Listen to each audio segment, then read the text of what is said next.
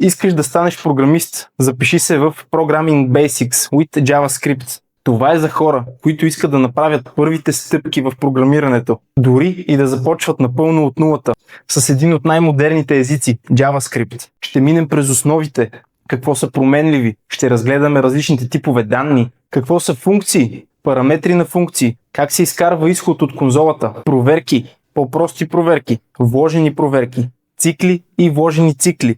Ще започнем да мислим логически. Идеята не е просто да пишем код, а да започнем да мислим логически като програмисти.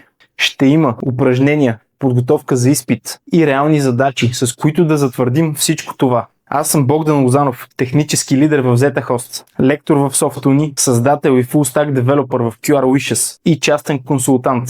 Ако ти искаш да направиш първата си крачка в програмирането, това е добро място да започнеш. Ще се видим скоро.